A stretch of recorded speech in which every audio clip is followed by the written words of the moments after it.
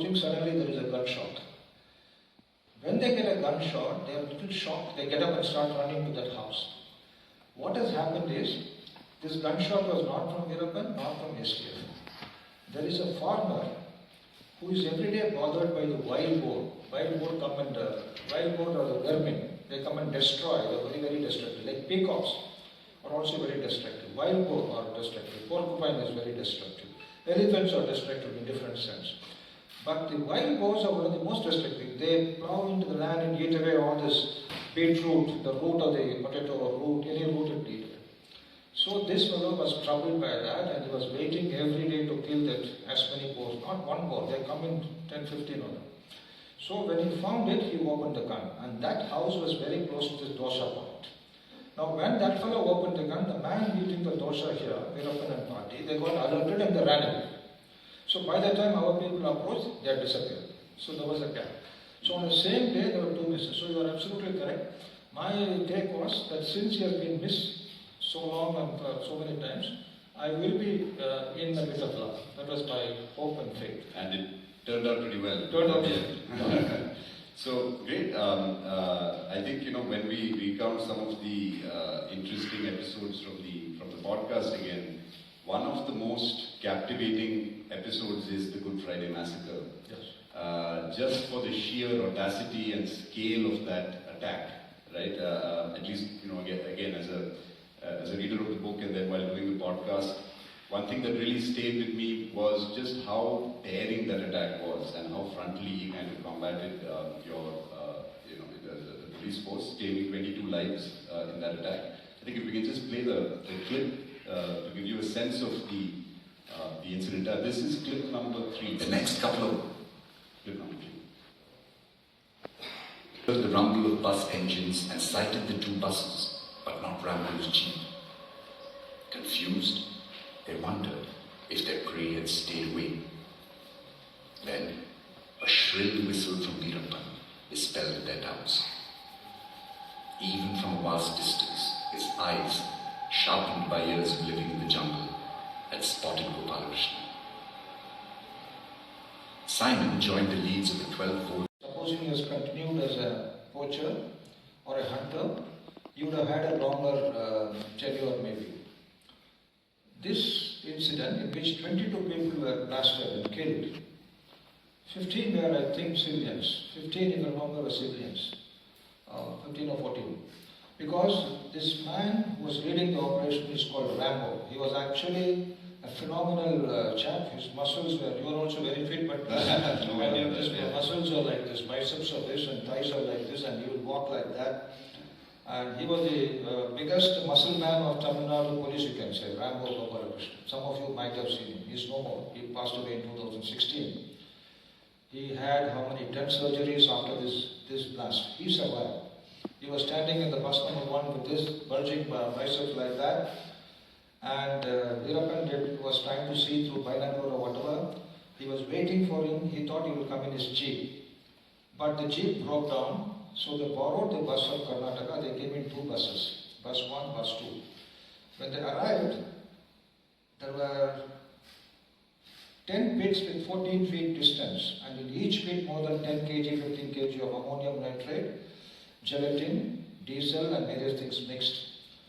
There was a 12-volt battery connecting, and there was one fellow called Simon. What is interesting is, on a Good Friday, this not-so-good Christian, he had a cross, but he was not too religious, I feel. That's what I've written in the book. He blasted it, and Gopal survived. This Korandapayan also died. Who is Korandapayan? Gopalakrishnan survived, but Korandapayan is the brother of Setupulli Govindan, who is the most trusted man of Veerappan and who was there on the last day of the encounter. And he was actually more powerful and more intelligent and smarter than Veerappan. Sometimes the managers and PS are better than the bosses. The number 2 is better than number 1. He was that good. So Govindan's elder brother is Korandapayan, who was a colleague of Veerappan, and they were all playmates together and on shooting, poaching together, and a very dear friend. He left the team and joined the police side as Gopalakrishnan, Rambo's informant. So Kulandapayan's wife was warned by Govindan, that is, the younger brother sending word to the elder brother's wife, tell your husband not to come into the forest. Why? Because Veerappan put a poster abusing Rambo in filthy Tamil, saying that you are not born to a mother and you come and let us have one-to-one and all this. Rambo should not have taken the bait, but poor fellow, Rambo being Rambo, he said, I am coming. He almost announced his coming and he went in 2 buses. You can't do the jungle tactics in this open brazen, it's not an open bar. He went, he was such a bold fellow. He is also from Arasu Padayachi, a sub-martial community, just like Veerappan himself. He went there. Now what happened to this lady? She tried to convey to the husband, but the husband only told Rambo Gopalakrishnan, sir, is it necessary to go? Things are not good. That's all he said. He didn't want to say anything more. He didn't want to make him angry. He didn't say that. No, he said, no, we are going. Next day, this was 3 days before. Next day again, this lady, that is his Kulandapayan's wife, is found near the ghat. Again, another small boy comes and warns. Message from inside.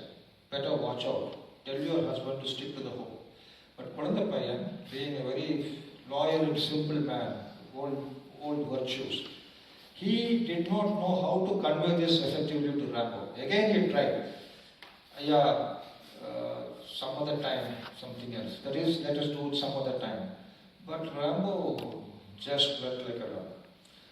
That incident made Karnataka Chief Minister to visit the injured. Tamil Nadu Chief Minister also visited Jayalalitha, visited Gopalakrishnan at Salem Samata Hospital or some hospital. And the decision was made to form a very strong STS. Right? So that was a turning point. Just like in LTTE, killing of Rajiv Gandhi was one turning point against LTTE internationally. And several other incidents also. This was a turning point, I would say. So this is an important incident, apart from the huge human loss and how the whole incident happened. This was a turning point in his life. Yeah, fascinating.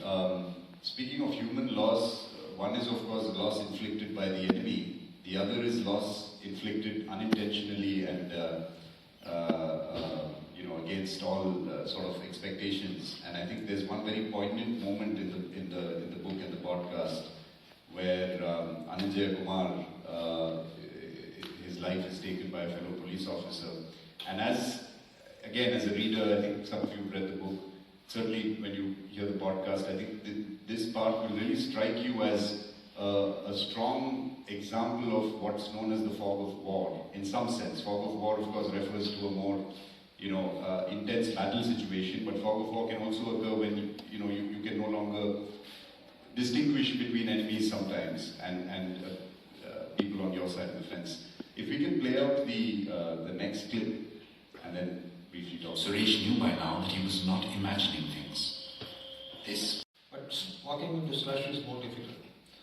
They're kind of an island, a small patch of land, little elevated with a tree. This tree is there. There was a story or a news or information that Veerappan is moving from. These are the hills, this is his native village, this is the Uti, and this is Moyar Valley, and Kerala this side. Imagine. So he is going to come down and he is going to cross into this Moyar river. There is a beautiful village called Tengumarada. It's an elephant corridor also. So that information was the reason why the team was sent there. And many people are not willing to go. There is Vijay Kumar, his friend, and 2 more people. And it's a very small team, very, very dangerous. 4 people are going and staying in that island because they are very sure this one is coming. That island means a very slushy, dirty spot. And in the night, one day, he is having some problem of stomach. And the other said he should have woken up the sentry, told him, and then gone. He makes a small mistake.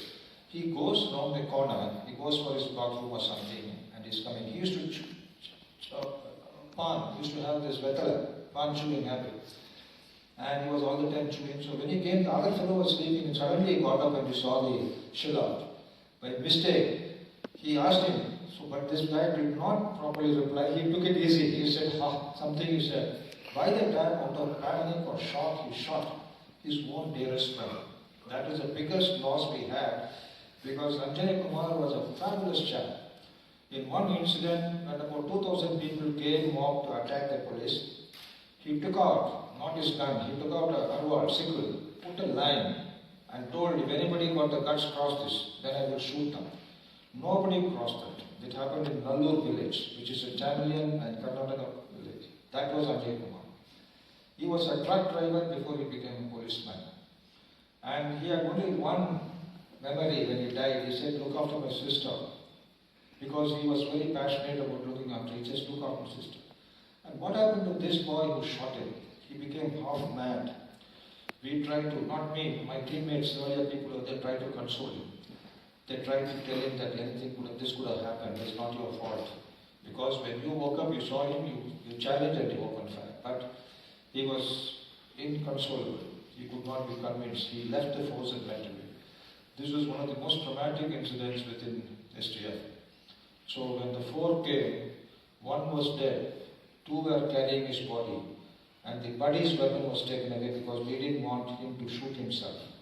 This happened much before I joined, but this is what I came to know. So this is a very important part of this. Yeah, and right after this happened, he threw himself, I think, on the gun, and he wanted he wanted to shoot himself. That's why they took away the gun from him and yeah, it's really quite a sort of a emotionally disturbing sequence. I think we probably have time for one more sequence from the podcast, and then we proceed to questions. A few moments went by. Then, the unmistakable sound of an AK-47 emerged from the rear of the vehicle. There was a sudden flutter of birds from the tamarind trees. Far away, a lone dog barked. Soon, he joined the chorus. Shattered glass flew out of the rear of Cocoon. With the others fumbling to retrieve their guns, Govindan must have been the first to react, we later concluded. If the four men had come out of the vehicle with their weapons raised, we would have accepted their surrender. But the moment they opened fire, they closed that window for themselves. I could not risk losing any of my men. A total of 44 cops and foresters had already died at the hands of these men. At least 80 more civilians, known to the police, had been killed by them. There may have been more deaths that were never reported. Those people were probably killed in multiple brutal ways. It would end tonight, one way or the other. Our response was instant and overwhelming. Grass hosed down on the Cocoon from every direction. Bullets zipped all around, along with the rhythmic flashes of guns. I felt something hot on my neck. Empty shells were spewing from my buddy Sundaram's AK. Since we were standing close together, some of them scalded my neck. I shuffled to my left, flicked my gun to burst fire mode, and let go. After a few bullets, I paused briefly, as did the others. Another couple of reports of a self-loading rifle and a shotgun came from the Cocoon. Gunman reiterated the terms for surrender. There were a few more shots, followed by a volley of the SKF's response. I signaled the teams to stop.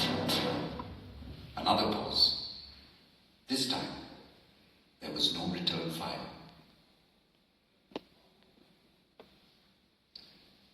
Would you like to just elaborate on that pretty iconic sort of moment, right? I just, when I was writing this, I made it like D minus 20 minutes, D minus 1 minute, D minus seconds. Because like I said, those seconds were splittable in my mind. When the information came that yes, he is sitting there, this was conveyed on the walkie-talkie, cell phone, condensed cell phone. Luckily, we had 4 trees there, and I was standing on close to one tree, and you had to go to the next tree to get the signal. Signal is very peculiar, this thing that you may get a signal here, but you may not get a signal at that point, like that. So he got the correct point from where he could speak. So exactly at that time, must be around 10:40, around that time, he got the signal, the thing is coming. See, the word was, code word was tabal. Tabal means duck. Post is coming. Post is a code word for the team. It's coming. So we knew it's coming.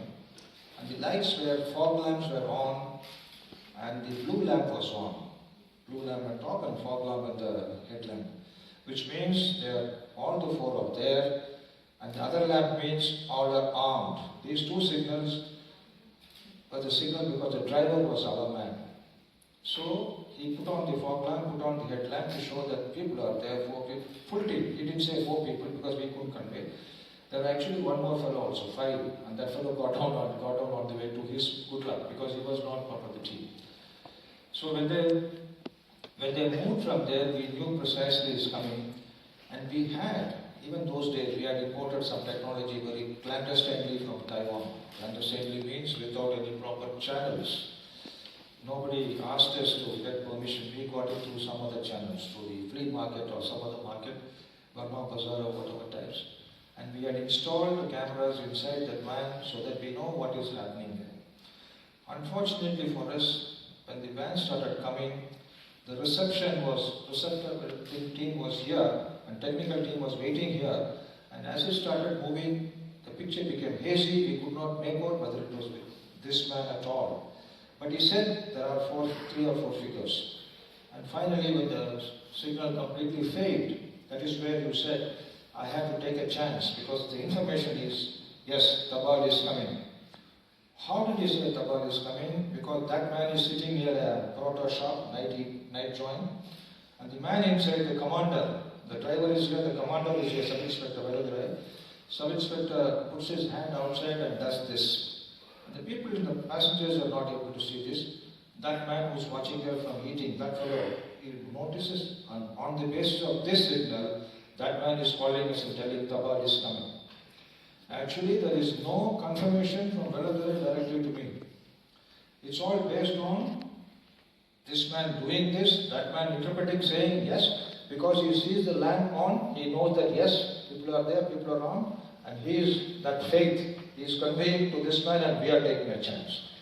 So the vehicle was parked at a place where you have the traffic cones, orange color cones which you see in the traffic. We had kept those cones ready. That was placed, 4 cones there, 4 cones here, and the road was controlled by us. It was not a very arterial road. We had cut off all traffic and there was no traffic coming. So only this was coming. This side traffic we had cut off far away. But nobody knew why we were cutting off the traffic. Even the local police were not aware because 20 kilometers from them. So this place was sanitized and controlled. One thing about the dog barking on the last day. 2 days before, on 16th evening, I went along with Kannan, my number 2, who made a major contribution, Sangamare Kannan, fantastic intelligence operator. He had a massive contribution. We went there and we surveyed that area and we found a small one-room school. There I stopped and waited. We went another 100 meters here.